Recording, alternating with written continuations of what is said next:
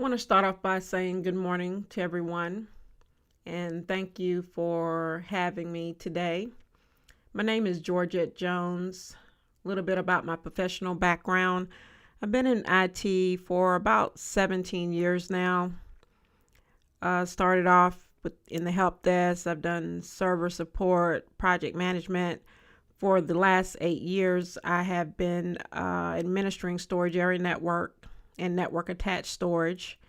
And today I want to briefly do an introduction to storage area networks. And hopefully by the end of the presentation, you would have learned something that you did not know. A little bit about my educational background. I received a Bachelor of Science in Management Information Systems from the University of South Carolina.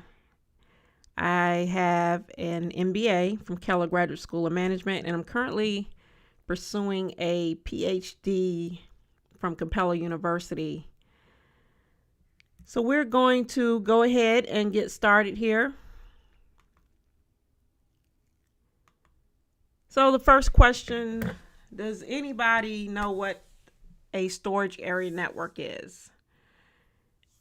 Very similar to, and you'll see this as we go along in the presentation, very similar to some of the terminology is very similar to a LAN/WAN network. So the definition of a storage area network, and the acronym obviously is a SAN. We refer that to as SAN, is a specialized high-speed, high-availability network that uses fiber channel technology to connect servers to storage disks. So don't get intimidated by fiber channel and all these big terms. We'll try to break some of this stuff down later on in the presentation. Some of the common SAN definitions: a node. A node is pretty much any device connected to the SAN. So your question may be, what type of device? Generally, a node is servers, tape drive, tape library. This can be a node on the SAN. It could be a Sun Solaris server, a VMware server. It could be Windows, pretty much any flavor, Windows, HPUX. There's a lot of interoperability in a SAN environment. The other very important definition is what we call a worldwide name. And the worldwide name is pretty much a unique identifier used to identify every storage device that's attached to the SAN. And this is generally six numbers. And you can kind of think of this as an IP address. And obviously, for reasons of troubleshooting, the first thing, people in the SAN world ask is, well, what's the worldwide name of the device that you're having a problem with? So that's how we storage administrators uniquely identify nodes and devices on the storage area network. And like I said, that's similar to a IP address. Fabric pretty much encompasses all hardware that connects servers and workstations to storage devices through the use of fiber channel switching technology. So the fabric is what encompasses all of the components that literally makes a SAN work. Fiber channel is a high-speed network technology used mainly for storage area networking. This is similar in the networking world. You can think about TCP/IP protocol.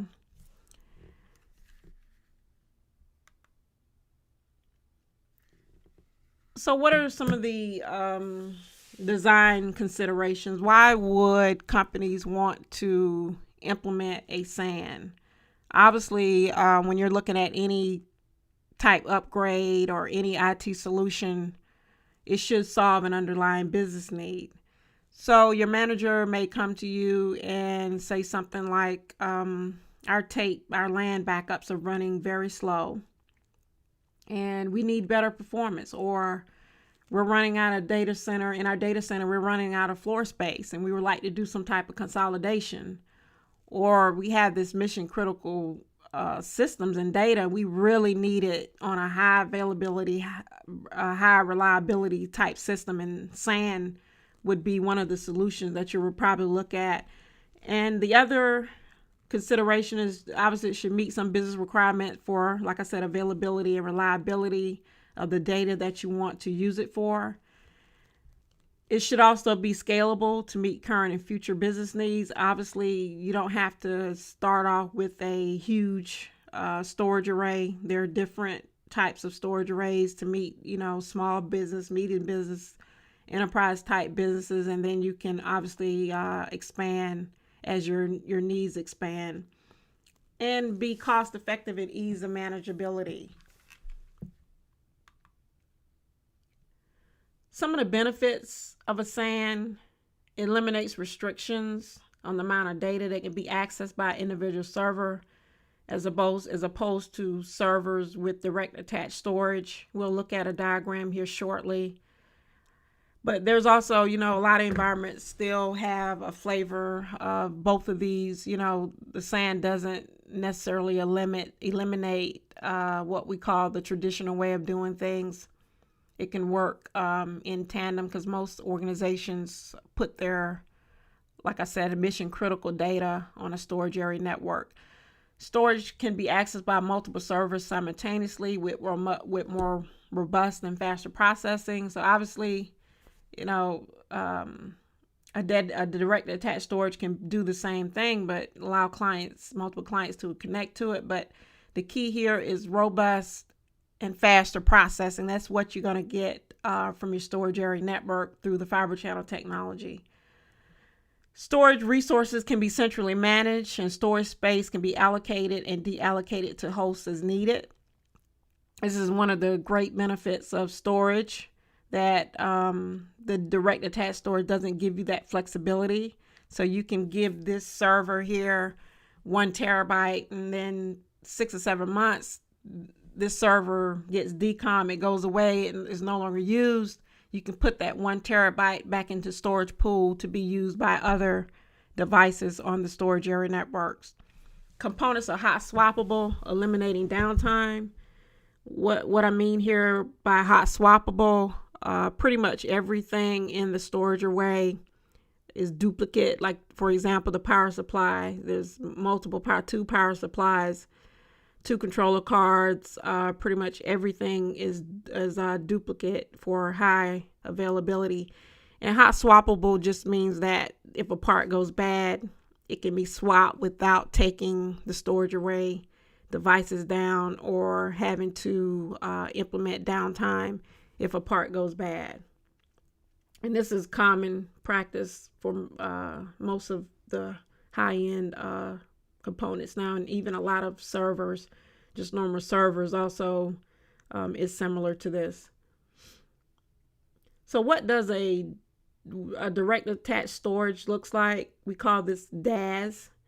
So you can see here you have a traditional server. A lot of the servers obviously don't look like this now. A lot of the servers are actually blade servers, but I imagine there are some organizations that are still using what we call tower servers. So if you look at this application server here, you'll see that the disk are actually inside of the server. And you have this database server here. The disks are actually inside the database server. And you have these, you have a print server. The disks are actually stored inside the print server. So you have all these clients. It could be a Windows client, Unix client, Linux client. They're connecting to these various servers to access data, to access print services, access applications. So what happens when this server here fills up with space? There's no longer any more space in the server. One of two things has to happen. You have to either upgrade the physical server, or you're going to have to upgrade to larger disks, and all that depends on the limitations of the server. So, and then if you upgrade the disk, you got to figure out, well, how am I going to get the data moved off of the old disk to the new disk? And so you can kind of see how this model here doesn't have a whole lot of upgrade and scalability and flexibility. Pretty much when you max out this server, you're going to have to replace it. So this is what we call direct attached storage. So what components make up a SAN? The first component obviously is the server, and most servers look like this now. So this is the host, and it could be HPUX, any flavor of Windows, Sun Solaris, Linux. It doesn't matter. SANs are, you can put multiple type of host on the SAN. And every server must have what we call a host to bus adapter card. And you can think of this in the networking world as a Ethernet card. So every server has a host to bus adapter card, and these host bus adapter card generally has 2 ports. Either you have one card with 2 ports, or you have 2 separate cards. And we'll see in a minute why this is necessary to create redundancy in your storage area network. And coming out the back of the host adapter card is the fiber channel cable. Remember we said the SAN uses fiber channel technology, and the fiber cable is what is needed to connect it to the storage area network, just like our Ethernet cable is what is needed to connect the server to a traditional network. So here we have fiber channel switches, and these are similar to routers. It's what routes the servers to the storage arrays to get to access the storage disk. And this right here is a redundant, what we call a redundant fabric. You want to, obviously a SAN can run with just one fiber channel switch, but you want to have 2. So we'll see in a second how all this plays out. So you want to have 2 separate fiber channel switches, because that's 2 separate paths that's going to the same storage disk. So if one path goes down, you have an alternate route. And what does the routing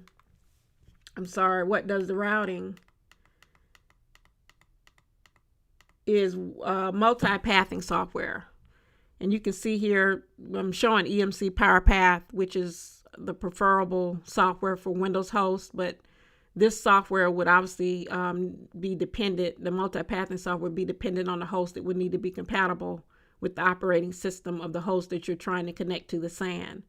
So every server must have the multi-pathing software, because if one of the paths goes down and the multi-pathing software is not working correctly, it would not be able to switch to the good path. And all of this is seamless to the users. One path goes down, the multi-path then automatically switches to the good path with no interaction from the administrator or anything like that. So here we have the storage array, and this can be, there's a lot of different vendors: Hitachi, HP, EMC, probably there's a ton of different vendors that make storage arrays. So in any of these, you can have multiple vendor types, or you can just have a single vendor in your storage area network.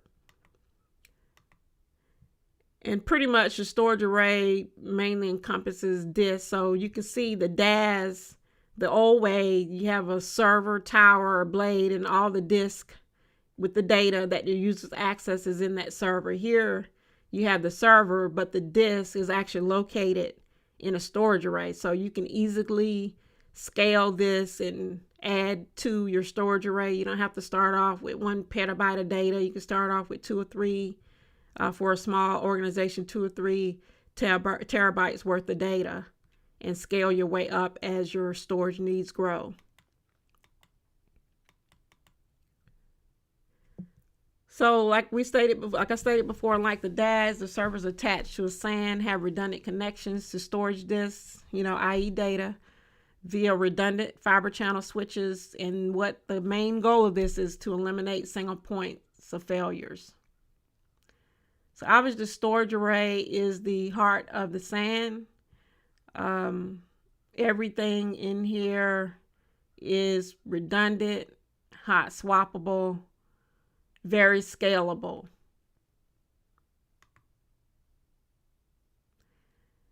Also, you have fiber channel switches, and this is what makes the whole storage area network connectivity works. And you generally have two classes of switches. I'm sorry, two classes of fiber channel switches. You have an entry level, and these are normally departmental type switches. A lot of organizations put these entry level fiber channel switches at regional sites, smaller regional sites. They generally about 32 ports. And here you have your interlevel type fiber channel switch, what we call director class switch. You can see there's a ton of additional fiber channel ports, and these are generally used at the main headquarters because they're more robust. You're going to get faster performance.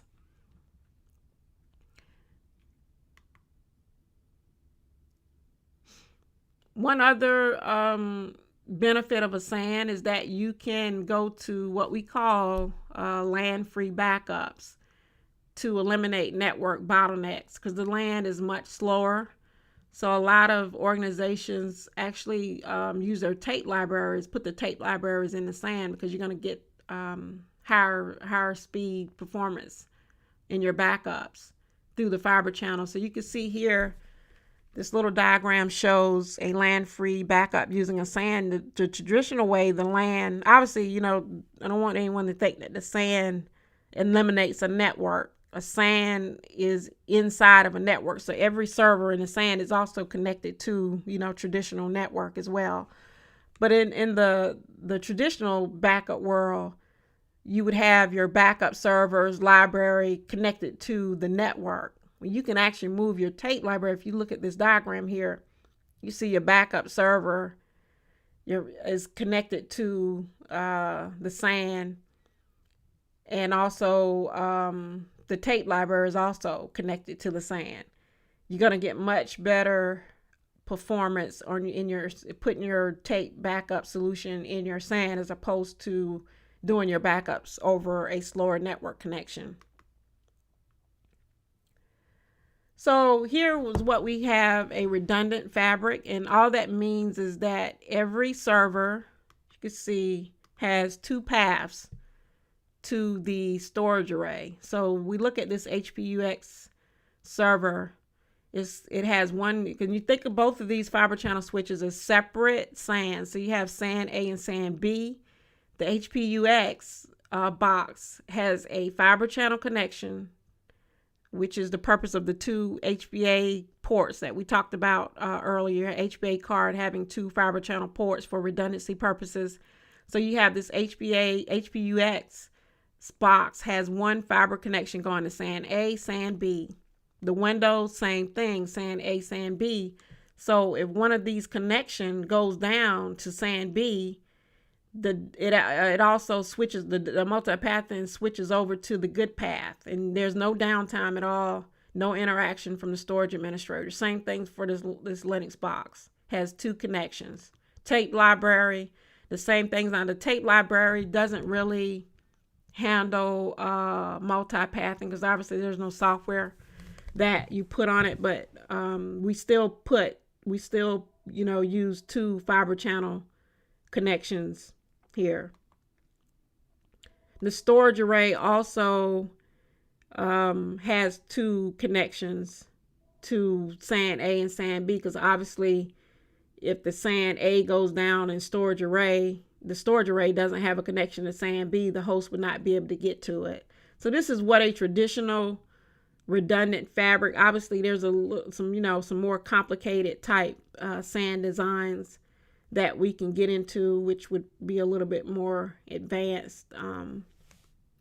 And also the storage management PC. So the storage administrator would sit wherever they sit.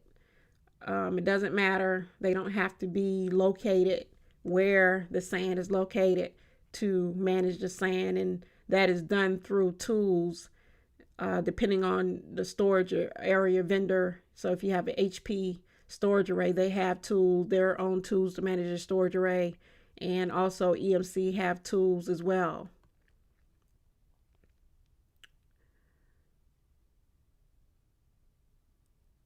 So the difference between a storage area network and direct attached storage, you're going to get more robust performance. It's scalable. it grows to your business needs. Direct attached storage also is connected to a traditional network, so you're not going to get as much performance. Storage area network uses a faster technology, which is Fiber Channel technology.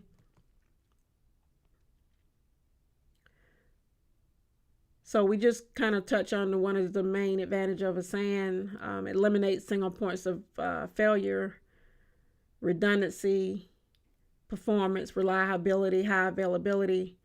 What example of nodes can be part of a SAN? You have tape libraries, VMware hosts, Windows, Sun Solera, HPUX. All of those can be different nodes on a SAN. And which is not a component of a SAN. Obviously, we talked about having to have a host bus adapter card in each server. And also you need a fiber channel switch to connect everything together. And an Ethernet card is not a component of a SAN. The Ethernet card is a component of a network. So if there are not any questions, we'll wrap up. My name is Georgette Jones, and thank you so much. I hope everyone learned something today. Thank you. And here's my contact information. If anyone has any additional questions or you think of something after this presentation, there's several ways to get in contact with me. Thank you so much.